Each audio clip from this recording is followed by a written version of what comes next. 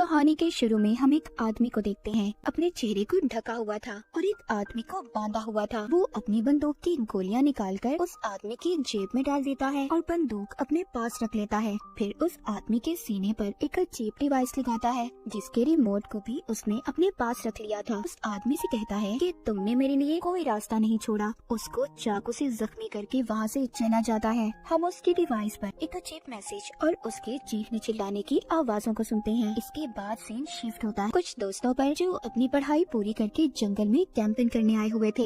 यहाँ पर सब दोस्तों में कैटो जो सबसे ज्यादा बिगड़ा हुआ था। वहीं कैटो का दोस्त जो उसके उल्ट था, बिल्कुल सीधा, पर उसकी दोस्त ऐसी थी जो बेचारे पर हमेशा शक करती रहती थी कि उसका चक्कर किसी और लड़की के साथ है। हम यहाँ पर उनकी बातों में सबकी गहरी दोस्ती देखते हैं। इनके ग्रुप में एरिन थी जो सबसे ज्यादा मासूम थी और सबसे अलग रहा करती थी। जब एरिन बाथरूम के लिए झाड़ियों में जाती है, वही आदमी जो हमने कहानी के शुरू में देखा था वो एरिन को बेहोश कर देता है। जब एरिन को होश आता है, उसके साथ साथ सभी दोस्त एक अजीब सी जैकेट के साथ उठते हैं क्योंकि सबने अब जैकेट पहनी हुई थी और उस जैकेट पर एक टाइमर लगा हुआ था। करीब ही जब वो गैस सिलेंडर को देखते हैं तब इन्हें समझ आता है कि किसी ने इनको गैस से बेहोश कर दिया था और इनका यहाँ पर एक दोस्त भी गायब था। जब वो आदमी इनके सामने आता है तो इन्हें पता चलता है कि वो इनके स्कूल के साइंस टीचर थे और साथ ही साथ एरिन के दोस्त के डैड भी जो अब मर चुका था। वो बताते हैं कि जब मेरे बेटे की मौत हुई तो उनकी बीवी ने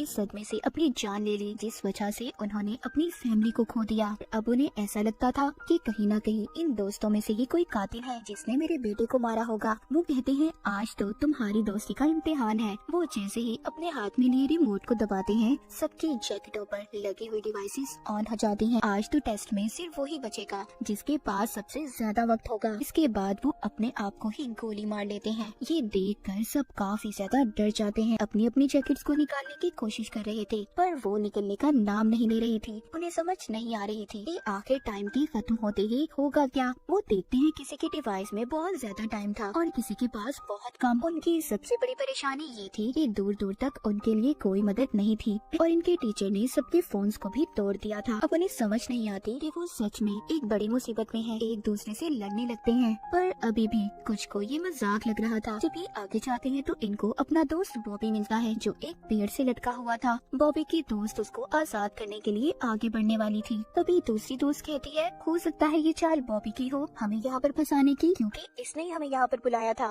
ये जरूर उस टीचर के साथ मिला हुआ है। ये सब सुनकर कुछ दोस्त बॉबी को छुड़ाने के हक में नहीं थे पर बॉबी उनसे बार बार कह रहा था कि प्लीज मेरी मदद करो। वो कहता है मैंने तुम सबसे अपनी एक बड़ी बीमारी को छुपाया था जो उस टीचर को पता चल गई थी। वो मुझको ब्लैकमेल करते थे, मेरे पास कोई और रास्ता नहीं था, इसलिए मैं तुम सबको यहाँ पर लाया। पर मुझे उनके इस प्लान के बारे में कुछ पता नहीं था कि वो हमें यहाँ पर कैसे फंसाएंगे। पर मैं तुम सबको इस डिवाइस के बारे में भी बताने के लिए तैयार हूँ अगर तुम मुझे खोल दो। अब उसके दोस्त उस पर तरस खाकर उसे छुड़वा देते हैं। बॉबी आजाद होते ही सब पर चाकू से हमला कर देता है पर वो किसी को मार नहीं पाता और देखते ही देखते उसके डिवाइस में टाइम खत्म हो जाता है। सबके सामने वो ब्लास्ट हो गया था, फट जाता है, उसके जिस्म के टुकड़े टुकड़े हो जाते हैं। ये देखकर सब अपने अपने दोस्तों को लेकर भागते हैं। टीबर कैटो का दोस्त था जिसकी दोस्त उस पर अब भी शक कर रही थी। वो उसके साथ जाने से भी मना कर देती है। कैटो का दोस्त अकेला ही कैंप में वापस आता है। वो उस टीचर की बंदूक को भी अपने पास रख लेता है ये सोचकर कि शायद ही उसके काम आ जाए। इसके बाद हम एक और दोस्त को देखते हैं जो काफी ज्यादा घबराया हुआ था क्योंकि उसका टाइम अब खत्म हो चुका था। वो अपने दोस्त से कहता है प्लीज मुझसे दूर रहो, कुछ देर बाद मैं भी मरने वाला हूँ।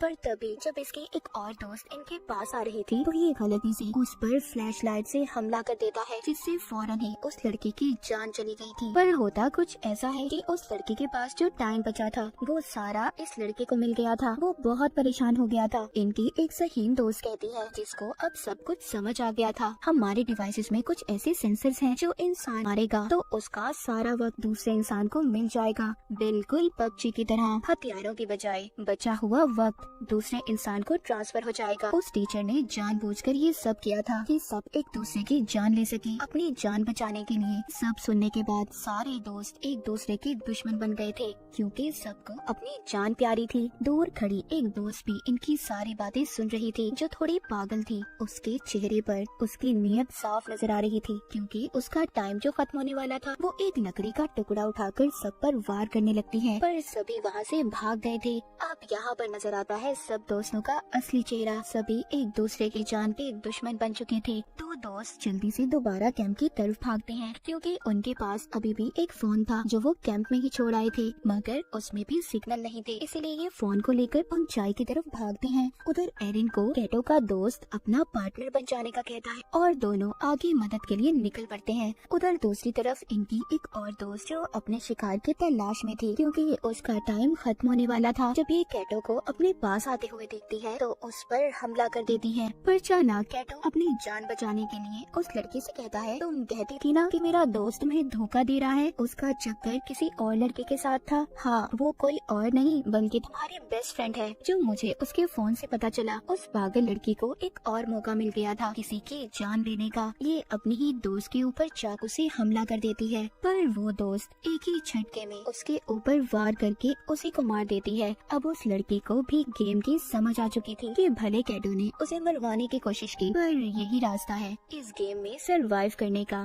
जिंदा रहने का। वो कैटो के साथ मिलकर टीम बना लेती है और दोनों सबका शिकार करने का प्लान बनाते हैं। उधर दूसरी तरफ जिन दोस्तों को फोन मिला था, अब वो लड़की अपने डैड को फोन करती है जो पुलिस ऑफिसर थे, पर उसकी कॉल नहीं लग रही थी। अब उसको शक होने लगा था कि कहीं उसके डैड भी किसी मुसीबत में ना हो। जब वो जीपीएस से लोकेशन पता करते हैं तो उससे पता चलता है कि उनके डैड कहीं आसपास ही थे। उधर दूसरी तरफ एरिन और उसके दोस्त को चलते हुए टीचर का वही शिकार मिलता है जो हमने कहानी के शुरू में देखा था, जिस आदमी को बांधकर उसने रखा हुआ था। ये आदमी कोई और नहीं बल्कि उस लड़की के डैड थे जो अपने डैड को कॉल कर रही थी। साइंस टीचर ये सब इनके साथ इसलिए कर रहा था, उसको अब भी ऐसा लगता था कि उसका बेटा किसी नशे से नहीं मरा बल्कि उसे जानबूझकर मारा गया है, और ये सब इन दोस्तों की पार्टी में हुआ था। उस लड़की के डैड को इसलिए मारा क्योंकि बिना छानबीन किए उन्होंने उसके बेटे के केस को बंद कर दिया था। यानी कि सच ये था कि इन्हीं के बीच में कोई कातिल है। उधर ही एरिन के दोस्त को बुलेट्स गोलियां भी मिलती हैं, जिसको उठाकर ये अपने पास रख लेता है। इनकी दोस्त के डैड मरने ही वाले थे, तभी एरिन का दोस्त बंदूक में गोलियां डालकर उन्हें मार देता है। एरिन को यकीन नहीं हो रहा था कि उसका दोस्त इतना बेदर्द हो सकता है। वो उसको समझाता है कि सब मैंने तुम्हारे लिए किया क्योंकि वो ज्यादा देर जिंदा नहीं रहते,